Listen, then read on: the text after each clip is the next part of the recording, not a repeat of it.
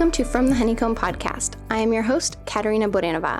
Join me as we explore stories of fearless female entrepreneurs and inspiring women in architecture, construction, engineering, and beyond. Each episode is a captivating blend of topics that resonate with the soul. Whether you're here to learn more about entrepreneurship, architecture, holistic living, or just need a little extra inspiration, you've come to the right place. So sit back, relax, and let the buzz of positive energy spark your curiosity.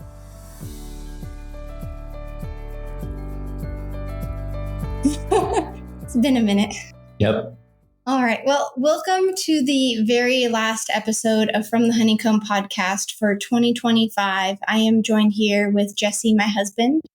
Hey. Yay, Amy. You waved at the camera. That's kind of more of an audio. We're trying to get visual in. Maybe we'll get visuals in more next year, but it's okay. It's okay. Camera's here for Instagram purposes, which actually before when we were having lunch and I was telling you about podcasting, I really miss the days when there were no cameras involved in podcasting. That's how long I've been podcasting. Having cameras, it just adds so much more. We've got lighting. I'm not in makeup. I'm just in my pajamas. Today's a Sunday. I'm just kind of relaxing. Got my period. I just don't feel like doing much. So that's what we're going with. But enough about me. Let's talk about us and what this year was like. Yeah, let's do it.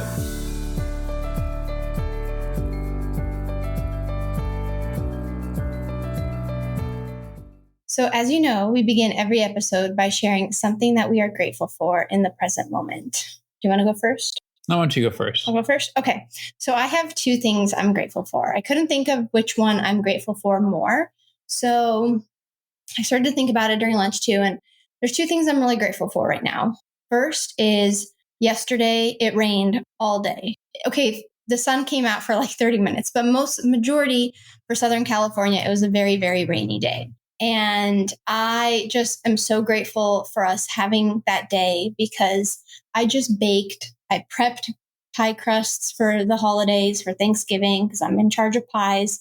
And it was just like such a needed day because as much as I love living in Southern California, sometimes the sun every day, like I love it. It's beautiful. It's amazing that we can go to the beach in like January. But some days you just want that cozy day to be at home, to be baking.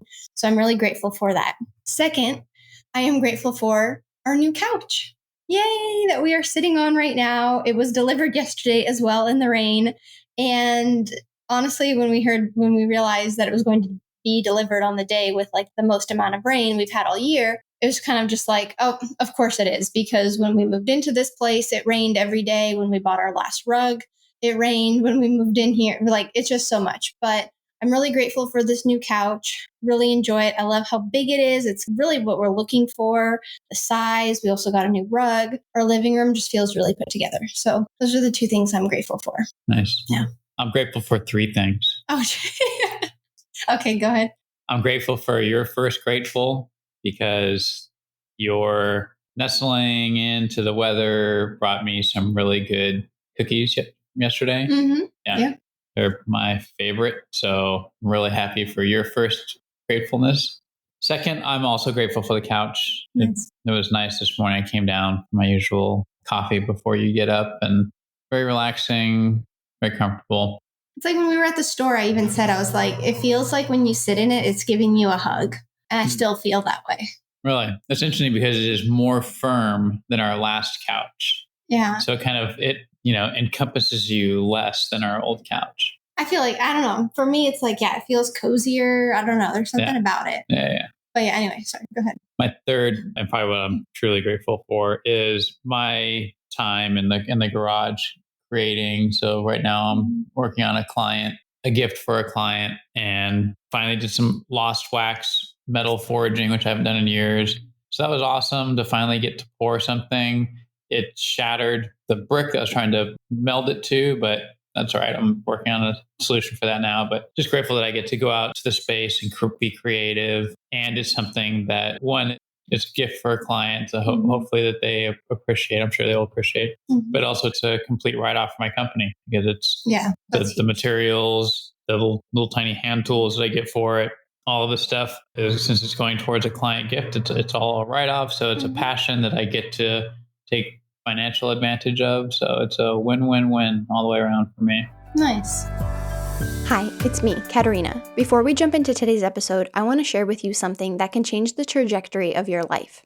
If you are ready to start your own architecture firm but are feeling overwhelmed by where to begin, I understand, because I felt the same way when I first embarked on my entrepreneurial journey. This is why I have created the ebook, The Mindful Blueprint for Launching Your Architecture Firm. This comprehensive workbook contains everything I wish I had known before starting my own firm. From building a solid business plan to creating your brand, The Mindful Blueprint for Launching Your Architecture Firm offers a step-by-step guide tailored to your timeline, whether you're launching your firm today, next month, or in a few years. Dive into essential topics like financial planning, organization strategies, and how to secure your first client, all in one convenient resource. That's right, you don't have to spend hours researching. I have done that for you so you can focus on building your business. And that's not all. With your purchase, you'll also receive an exclusive meditation for business owners, mindfulness tips, a crystal guide for support, and gratitude exercises to help you stay focused and positive throughout your journey. Turn your dream of having your own firm into a reality with the Mindful Blueprint for Launching Your Architecture Firm. Click on the link in the show notes to get your copy today. Now, let's dive into the episode. So 2025, I almost said 2026. I'm already like mentally there. 2025 was quite an interesting year, I would say. It was definitely, so in today's episode, we're going to talk more about our business, entrepreneurship, maybe things that were happening. We're not going to dive into personal like we have in previous end of the year. We really want this to be more of an entrepreneurial kind of episode. But having said that, there are things that we want to talk about that affected our business throughout the year. And I think that starts off with, January of 2025, we had the huge devastating fires in California, in LA. And although we are located in Orange County, which is south of LA, Orange County is right between LA and San Diego. We're kind of that like cute little center with Disneyland. So the fires didn't affect us per se with like the smoke and the quality of air, although we did feel a little bit of it. It didn't affect us. We don't know anyone who suffered a loss of a home directly, but indirectly, we knew a lot of people at that time. And I think one of the things you noticed, though, in Laguna Beach, where we mostly work, is how many people there were, right? Yeah, there were a ton of people in Laguna. I think it was I have clients who live in LA and they're, for their primary residence, and then their weekend home is Laguna Beach. Mm-hmm. And so I think there's a lot of people like that who kind of got forced out of their LA homes and down into their Laguna homes, or have people who have, multiple homes in Laguna. Mm-hmm. And had LA family and moved them down, Mm-hmm. And to get them out of the areas. But yeah, Laguna Beach was packed with people. It was like middle of summer. Yeah. It was like middle of summer, any restaurant you went to. So that was mostly how we were affected. As far as business-wise, we didn't feel any of the effects of the fires or anything. We're starting to, I know I've signed a fire rebuild project up in Altadena now, but it's taking months and months. And I think the rebuild process is going a lot slower than a lot of people anticipated due to dealing with the insurance companies, due to dealing with, it's a shock to the system of losing your home. And then how do you deal with it? And so many people lost their home at the same time. And so a lot of people are like, well, yeah, you should be rebuilding by now. It's almost been a year, but it is a much, much slower process. But that's how we started off 2025. So that was a little bit of an interesting kind of energy into the new year, just it was a weird, kind of a weird and sad and a really sad vibe as well. And then for me, work was pretty slow around that time too. During the beginning of the year, a lot of it had to do with the election. It already kind of started then last fall. I signed a project, probably I think it was like October. And then typically I don't sign anything during the holidays. People are too busy. But then we had the election. And then nobody really knew what was going to happen. And with the new administration coming in, policies are changing. Then we had, up and down the stock market. Then we had the LA fires, which I guess in a way have semi-impacted.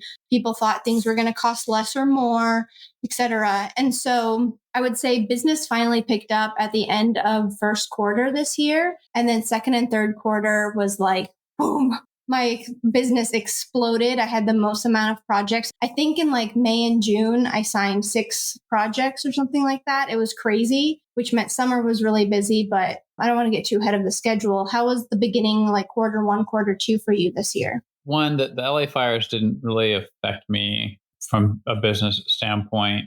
I did have a couple clients who were affected, from their couple Laguna clients who were affected. But for the most part, the only real impact it had on me was just clients who now are more interested in fire prevention measures that we can add into their homes. That's a great point. The client I have now, who we were in framing during the fires, who already really wants a very structurally, and mechanically sound home, became very interested in, fire resilience measures. And so it was kind of an interesting, took a deep dive with them on their research, and we have added some additional assemblies and products into the project to increase its resilience in the event of a fire. Yeah, that's a good point. I guess I did that with my clients. Yeah. We had a few conversations, or kind of a lot of clients actually wanted to talk to me about it. Some wanted to pull their project because they were worried about, what if my house burns down because of a fire? I just invested all of this money into it. Should we keep moving forward with the project? So actually, yeah, you did spark a few. Yeah. Otherwise, business for quarter 1, quarter 2, really for me, this is the first year my company has taken off, because the project that I started, the project I'm in now, I permitted in quarter 4 of 2023. Wow. But most of 2024, it was shut down due to engineering revisions. Got into demolition, and in week 1 immediately shut down after we uncovered like the structure was compromised and shoring was inadequate and blah, blah, blah. So it just went back and forth into the city for most of 2024. And I didn't start framing until right before we went to Sedona. So I didn't actually start framing that project until the very end of 2024. So really 2025 has been my first real strong year as my company, because that's where I got through framing, and now I've got a lot of the mechanical trades in there. And so it's starting to take on some progress. And so quarter 1, quarter 2 got really busy for me. Quarter 1 is where I left, where I was splitting my time working for my dad's company and starting up my own. So I left that January 31st. So quarter 2 is my first quarter, my company being my sole income. That's also where I took my first paycheck, was quarter 2 of this year. That's right. I had had a company for 2+ years, a corporation for 2+ years at that point. I'd been taking in small amounts of, the corporation had been taking in small amounts of income, but I didn't actually take a paycheck as an employee until May of this year. Which is incredible to say. It is incredible. You have really been doing really well with your company. And from a business standpoint, it was really interesting for me to watch you say, save it, because you call it like your war chest, in case anything happens, or there's a payment that's late, or something were to happen and you need to front money up front. Front money. Yeah. Okay, good. I said right. Front money for, whatever may happen down the line. And it's like, I've been kind of, you have a lot more money that flows through your business and company because of materials and subcontractors. And my consultants don't go through me, but still seeing that was a really interesting thing for me to think about is, let's keep some money in the business savings a little bit more, especially because the beginning of the year was so kind of like, are we making it, how long is this dry spell going to keep going? But yeah, it's true. I need that war chest because I work some of the trades, some of my subcontractors are a little smaller, and just it happened actually Friday morning. I got a text from one of my regular subs asking when I thought the next billing cycle would go out for him to get paid through the client. And it was still a few weeks out. So like a week and a half out. So he's somebody I've known for 15+ years, very dependable. He didn't ask this time. I just offered. I said, I've got checks with me. I'm happy to cut you a check, and then I'll just submit it as a reimbursement and client will pay me. And that was a $10,000 check. It's good to be able to have that, but it was only maybe 2 months ago that my office manager was sick with emergency gallbladder surgery. And so she wasn't working for a few days, more like a week and a half. And so there was a hot minute there where it looked like I needed to pay my subs direct out of my account which is not how I operate. Normally I invoice and the client pays all the subcontractors directly, but I can't have them not get paid. So that was looking at, there was a couple of days where I'm like, well, I'm gonna have to write about $90,000 worth of checks here at the end of the week just to make sure my men get paid. And then I can worry about getting reimbursed from the client down the road. But having that war chest is a necessity. I have to have, large amount of funds always, working capital always at the ready so that I can, if I need to write a $250,000 check at first for whatever reason, I can do that. And then the company doesn't stop moving. So yeah, it's been a struggle for a couple of years to get there, but I'm finally there. Yeah, no, it's huge. And also for any new listeners, so I'm an architect and Jesse's a general contractor. Just wanted to on why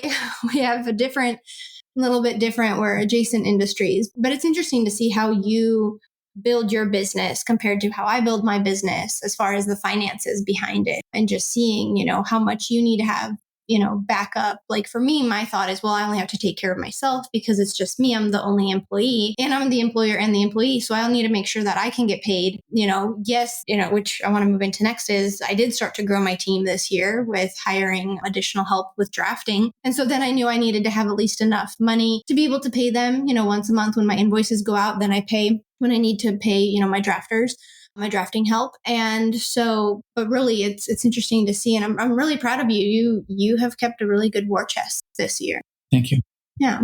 And so I guess a little tease there is, so Q2, Q3, my business took off this year and I realized it was time for me to hire drafting help, not a full-blown employee. That's something I definitely don't think I'll do anytime soon, if ever. The state of California has quite a few employee requirements, which I know you can attest to the paperwork. And so it's not something I'm leaning towards, but, having 1099 contractors helping with drafting work was huge. And so I did build my team. I've got one person who's been helping. We used to work together, former coworker and I. And how I kind of decided what work needs to be delegated out. That's the word I was looking for, delegation. Delegated out is what takes me the longest amount of time and what takes me the quickest amount of time. And so I kind of started to think about those different areas. And where I still struggle is architectural details. And my former coworker has 30 plus years, 40 plus years of experience in architecture. And I'm like, okay, I know you're going to do the details. So I reached out to him, explained to him, I'm like, okay, these are the details I need. Here's how I want it done. Here's, and it's been really interesting working with him because there's so many decisions I get to make now. He'll come back with, well, what about this? Or are you thinking this material? How are you thinking about this being constructed? And it's been really great collaborating and working with him because not only is my detail library getting better, I'm getting the work done much faster than I would have done, but it's also allowed me to delegate the work, which has been really helpful. Nice. Yeah, you've come a long way this year alone with your company, just from how you were structured before and all the way through your increased team, not just in your draft people, but you have a much broader consultant pool than you used to have. Which has been really refreshing because there's been a few consultants. It's like, that did not go the way I wanted it to. Yeah. And I'm definitely, that team is growing. Yeah. That's one thing I see from the contractor standpoint is an architect who doesn't have a strong professional consultant team it makes it much more difficult for the contractor. Like one of the projects I have now, one of the architect's consultants is just the absolute weak link of the entire project. Somebody who's not dependable, somebody whose work quality and accuracy is very inconsistent. And I'll say it's the civil engineer / surveyor. So of all of the professionals and consultants, you don't want to be, mediocre. It's that one. I mean, it's just been a brutal struggle. And so I'm glad to see that your consultant pool has gotten so much bigger. So you have much more, and you've established yourself as a credible and up and coming architect. So now you get to command more respect from those professionals and from those consultants, because you're not just starting up anymore. And it's not, you're not cold calling them anymore. Now you're calling them with a reputation. your own reputation to back up what it is you're asking them to work on. So that's really cool. Thank you. Yeah, it is. It's huge. I definitely will say, yeah, my consultant pool has gotten bigger. Something I definitely moving into the next year or so, then I would like it to get a little bit smaller again with who I can depend on. But one thing for me keeping in mind is I have one structural engineer I absolutely love working with who's ready to retire. We both have worked with him. I've gotten projects from him. He has been amazing. And I don't know. So I'm also testing out structural engineers right now as well to see, okay, from not even just from pricing proposals to see how they work, because he's going to be gone. And so I there's always this, I'm looking for new consultants and stuff, and I've actually been connected through the podcast with some. And so this has been kind of really fun. Yeah. Nice. So that's been good. But thank you. Thank you so much. Yeah. And with that being said, I think you segued into perfect me talking about, because I am now more established, I'm not just this little baby company growing, learning and growing, and I've established myself. I've also raised my price for the first time in 2 years. I raised my price, my hourly rate, once within the first year or once within the first 6 months. Once I kind of got established, then I raised it. And then now, about 2.5 years into business, I've raised it again. And coming up in the next few months, I'm about to raise it again, most likely. A lot of it has to do with the amount of work I've gotten. Q3, I got a lot more work. And now into Q4, I'm so busy. I've had to, at the beginning of Q4, which was October, I met with a few clients. I ended up signing 2 projects. The third is pending contract approval, but 3 projects in a week in October, which was whoa, that was a lot. And I was really grateful for it. But that means, and that was at my new rate, which I'm really grateful for. And from there, I'm like, okay, I'm busy enough now too throughout the holidays, which is something I really wanted to focus on, is signing as much work as I could to get me through the next few months, because that's really big. But the thing I've never had to do is, as I'm meeting with with potential clients, is asking about their schedule and saying, I can't get to it until this date. And it's how do I calculate that date? Because something could go wrong. A project could go on hold. I ended up having a client completely kill a project, which I kind of saw coming due to construction costs. And so it's am I saying the time, because I told everybody after the holidays, I can onboard you, but I can't officially start your project until after the holidays, because December's half a month. It's so much to think about, but it's what if you over project or under project? It's really scary. It is. Yeah. It's how do you know when the work's going to dry up? How do you know when it's going to quadruple? Yeah. You never know. Never know. You don't. I always tell clients, when people ask me, well, how long does something take? I'm like, well, if it's building a mailbox, if it's a task that takes a week, I can tell you on the 5th day, is it going to, I can tell you at the beginning, on the 5th day, it's going to end on either the morning or the afternoon. The project takes a month, might be able to tell you which day down to 4 or 5 days. But then the bigger the project gets, now my projects are 1, 2, 3 year projects. How do you know what's going to happen over the course of a 30-month project? You have no idea, between weather and code updates and the client's life, what's going on, how available are they, all these, material changes, materials going off market, not available anymore, new materials coming on market, new regulations. There's just no way. You can't predict the absolute end of a date. No, you can't. Which is why, I think too, knowing that when I ask a contractor, I'm not going to hold you to this, but can you give me a rough, next spring, late spring, early summer? I'm can you give me a ballpark? Because I'm not expecting you to tell me, yes, March 17th, we are in, moved in, everybody's out, inspection's done. I can usually feel like I can confidently guess with about a 4-month swing. And that's fair enough. Because on a 2-year or 2.5 or 3-year project or 18-month project, I feel like I can get it within 2 months before that or 2 months after that, on either side. But that's about as far as you can get.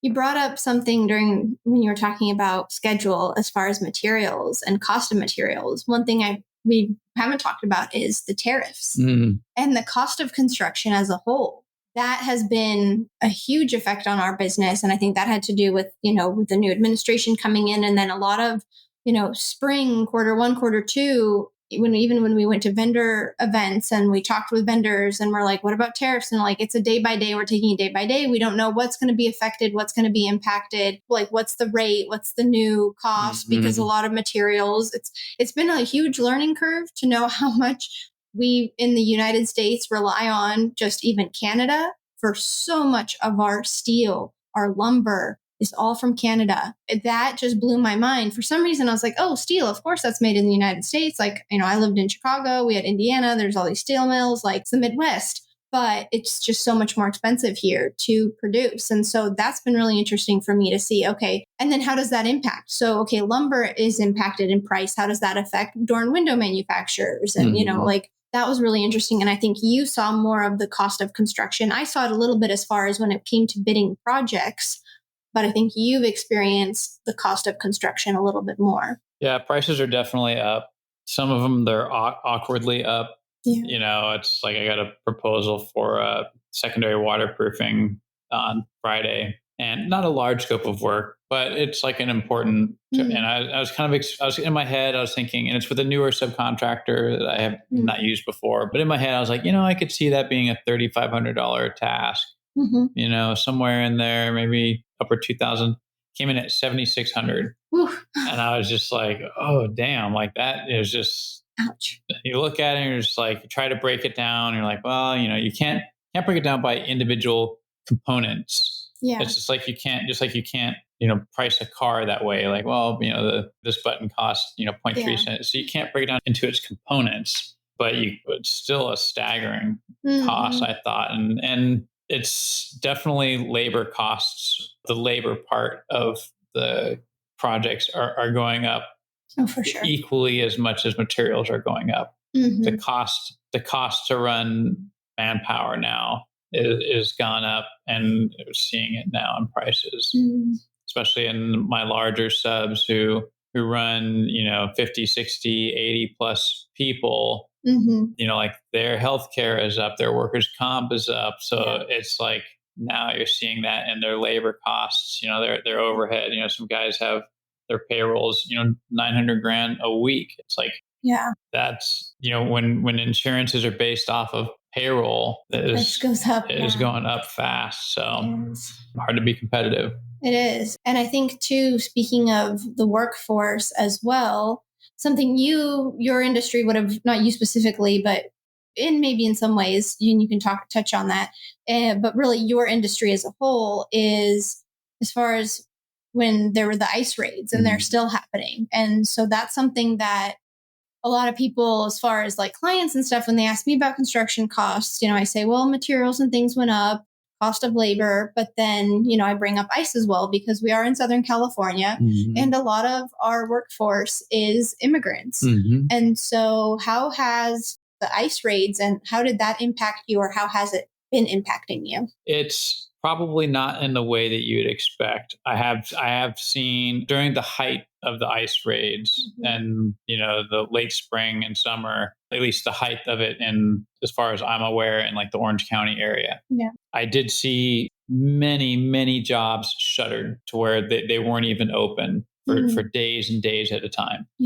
And as the raids went on and the stories were coming out, were like, it's not just undocumented immigrants being snatched up. It's also like legit U.S. citizens with all the correct paperwork in hand. They're getting snatched up and going through, hours or days of questioning. So it actually did not impact my staffing in an observable way at all. That's mostly because I only work with legit contractors who have all of the right insurances, all the right certifications, all the right licenses, guys who just cannot afford to take a misstep in business by having undocumented people working for them where they may receive fines or whatever. So for the most part, it did not affect my staffing. What it did significantly affect was the morale of my men, because they're all documented and they're all doing the things right. And, but that doesn't mean that every one of their family members is, their friends, their loved ones, their communities. So it took an impact on my men. And so I did have to spend a lot of, I did not have to. So I spent a lot of time just making sure everybody felt comfortable, gathering the foreman up. Laguna Beach Chamber of Commerce put out a great, Yeah. what to do, and ICE shows to your workplace pamphlet handout kind of thing. So I went through that, talked with my men, and we just kind of talked it through. What are we going to do when ICE shows up? And the reality is, and I don't want to get into like a lecture, and this is to the best of my knowledge, this is not legal advice for anybody else, but the best of my knowledge, I work only residential. Mm-hmm. So if ICE were to come to my project, I literally do not have the authority to even grant them permission to the property. It is private property. They unless they have a warrant for a named individual who is supposed to be working on my job site, they are not authorized to come on site. And the only person that can grant them that authority, grant them that permission, is the property owner. So, I just told my men, if they show up here, they show up. We'll just close the gate. They can do whatever they want outside and on the street and public property. They're not authorized to come in here unless they have a named warrant for somebody who's supposed to be working here. But, at best, I was able or am able to create a safe space for them to work. Yeah. But that's not transiting to and from work. That's not going to the grocery store. That's not going to the park for a family event. That's, not going out and living life. And, a lot of those people were at home and afraid, in the evenings or on the weekends, because afraid to go out into their own communities and getting snatched up. And so, I'm not, it was tough. It was a tough time. No, well, thank you for sharing that. Because that's something too that this year has kind of brought that they don't teach you in contractor school. No, they don't cover that. So thank you for sharing that, because I think too that'll be valuable for anybody listening, as well as just kind of what has been impacting if you are someone who's thinking about starting, your own contracting business. What are other things you have to think about? And then if you are listening and you are thinking about building a project right now or starting construction on a project, here are things that between, Jesse and I from the architectural standpoint and the contractor standpoint, here are the things that we are dealing with too on a day-to-day basis, besides just like the fun, finding a client and then signing a project and doing the design work. Like there is a lot behind, which is a topic we also want to talk about today, is the discipline in having your own business and how much discipline it takes. That's something we were talking about recently together, you and I, because we're constantly talking about business and like ways to like be better and things like that. And a friend of ours approached us about wanting to start their own business. And, so we kind of talked to them about it and gave them some ideas. But then one of the biggest things, I think you and I, after that talk, and we were still thinking about it, like, does this person have enough discipline in order to have their own business? And I think that's something, we return to talking to them about is, do you have the discipline to be able to have your own business? Because there is no one behind you or checking behind you. Like, did you do this? Did you get this done? If you don't feel like doing something and you're like, I'm the boss, I don't have to do this, that's great. There's all that freedom, which I am grateful for. There are days when I know I'm like, you know what, I'm just not in the mood for this, or life happened and something's happened and I cannot get to this right now. But I know I have the discipline and you have the discipline to then get this done. We have the discipline to keep pushing ourselves. That's why our businesses have been doing so successful this year, because on top of, all this other stuff happening globally and internationally, and then, locally with, the economy and business and ICE and all this other stuff happening and clients and their emotions and their personal stuff, we have our own stuff going on, but yet we still show up, we still do the work, because I think there's been there's this like ghosting and canceling culture lately, which is just driving me nuts, of people not following through. You'll reach out to someone, you'll send an email into the abyss, and then they'll just ghost you or they won't respond. And it's just like, I'm going through something. It's like, okay, but you need to communicate that to me. Like, I'm going to go on a full tangent, but just to bring back to the discipline, like, what are your thoughts on discipline and having your own business? Well, I think for you and I, it's challenging. Yeah. But we're already very driven people. You and I are already very driven, even in our personal hobbies or just in life in general. We're pretty focused, Yeah. pretty driven. But for people like us, it's still a challenge to be like, hey, you're right. I'm the only person who knows that this is not getting done. Yeah. I need to go get this done. Yeah. It's my least favorite task. I have to go get it done. And so it is really tough because you can just walk away from it and be like, you know what? I'm not doing that today. Yeah. I'm not embarrassed to say that, it happens to me, but I'm also looking for those kind of tasks that I just simply don't like to do. If I can hire that out, I will hire it out. Oh, for sure. And I won't spend a significant amount of time chasing a small revenue. Like if there's something that if I do it, I can, save myself a couple $100, but it takes a couple of hours worth of work and it's something I hate doing. No, I will outsource that. Yeah. What, it's like our free time is so precious that I'm not going to waste it on something unless it is absolutely commands and it has to be my attention. Yeah. Or it's so critical that I just don't trust it to somebody else. So I do try to get rid of those tasks I don't like to do. That's one way too with the discipline is to delegate. It's all those D words: delegate, discipline, details. Yeah. So I try to think of a third D. That's all I could think about. I don't know, design. Just like, I don't know. I tried to think of something. Sorry, that was kind of anyway, at least a lighthearted moment. But yeah, so there is a lot to having your own business, to being able to juggle the personal life while things are going on. And it seems like there is so much going on from the outside, not only from our little bubble between you and I, but our family. Then you've got friends, then you've got the news, you've got all this other stuff. And I think too, one thing now that I have as many projects as I do have, something that's been interesting for me is, I don't want to say dealing with the emotions, but really it is dealing with the emotions. And I want to say this in the nicest way possible, but dealing with the emotions of my clients, where I will have a day, one client will call me freaking out about something that's happening during construction. I will then work with them through it. Everything is great, good. Then I have to pivot and have a meeting with a client who's really budget orientated and is really worried about something. And then I have another client, call or email or something telling me they need to put the project on hold because of a personal issue or something happened in their family.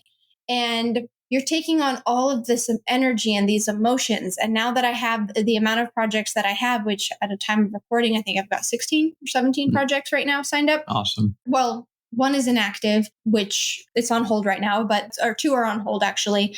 And one of them is due to a family, crisis situation. And so just taking on all of that emotion and dealing with that on top of everything else. And it's something that I'm working on into 2026 about being more mindful of also the energy I receive from clients and also consultants, because then you get a consultant, well, they didn't pay me this, and got consultants complaining about stuff, or I didn't get the information from this consultant, and you're constantly babysitting. And I know you babysit a lot in your job as much as Jesse's closing his eyes, shaking his head like you have no idea. Deep breaths, deep breaths. But it's a lot. It's a lot. And I think too is one thing is staying professional in all of that, and how important it is for us to stay professional when we're dealing with all of this. And I think that's something too, if someone's listening and they want to become a business owner, you can't let a lot of those emotions and all of those exterior factors that are coming into you every day affect how you professionally hand yourself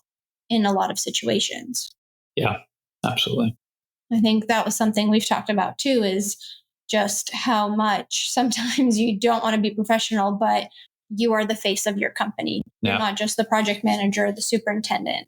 Yeah. I recently submitted a budget on a project for an architect I've known for many years, and it was a good project. And I was really interested in being selected as the contractor, only bid against one other person. And the client and I really connect on our initial meeting, but, it was very business orientated conversation. And so I worked for 8 weeks. I worked really hard on the budget. I put a lot into it, about a lot of time, energy. I put a lot of my, funds into it, turned down or postponed looking at other projects so I could concentrate on this one, and presented it.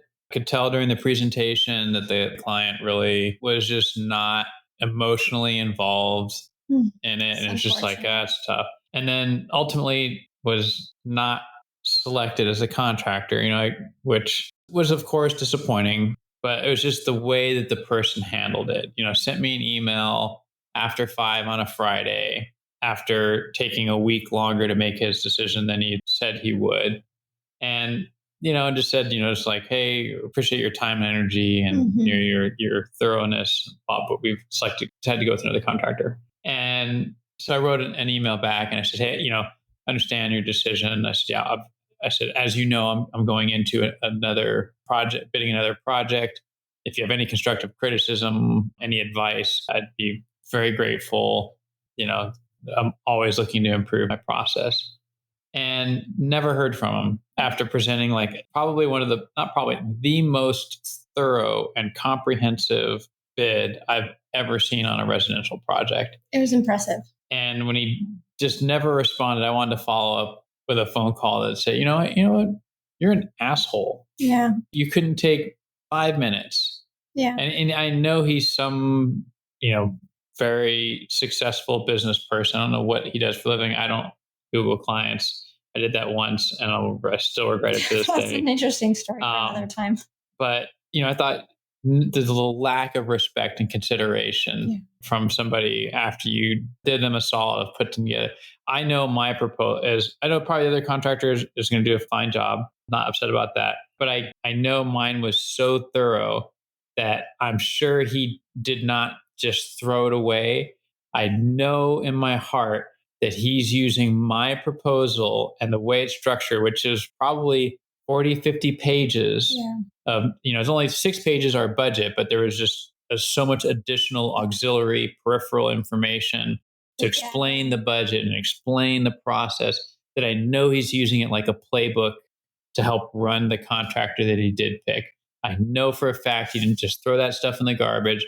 I know he looks at it and goes, well, on Jesse's proposal, we should be doing this about here, or we should have funds for this, or there's this on the plan that wasn't accounted for. So I know he's using that to guide himself through that project, and that irritates me to no end.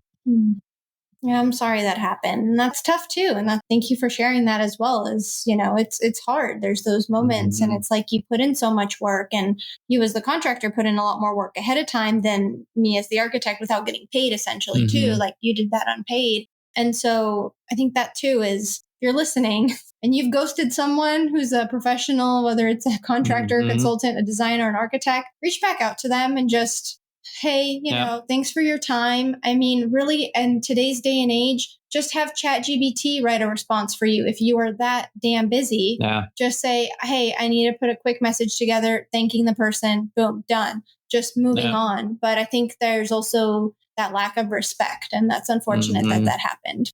But I think you handled it very professionally. And I think it was a huge learning lesson too of the whole situation and how you approached it. And so I'm really proud of you. Thank you. Yeah.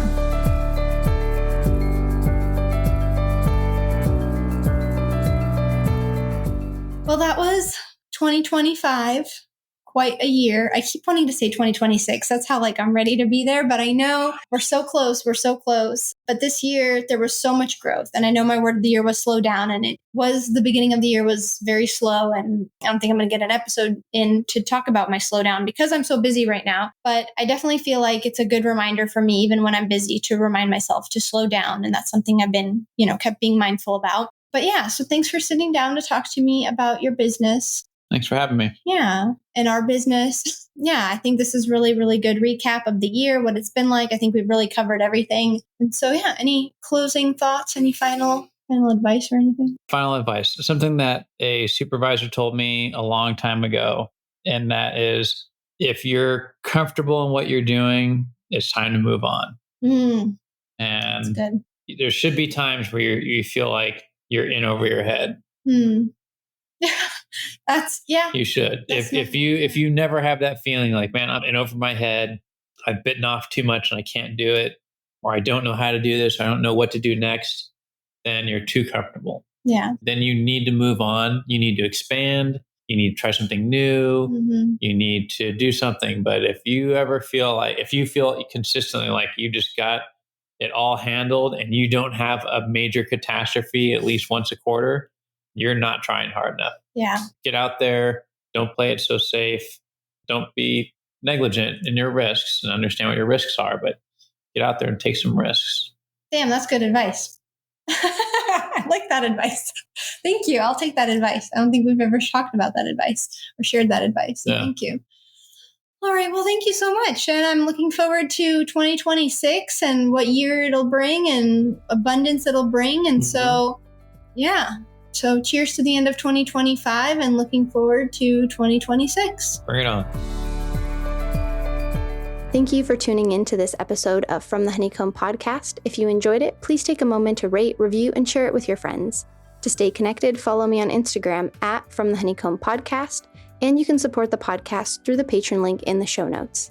And don't forget to subscribe to my monthly newsletter where I share exclusive behind-the-scene content and tips on running a mindful and successful architecture business. Thank you again for listening, and stay curious.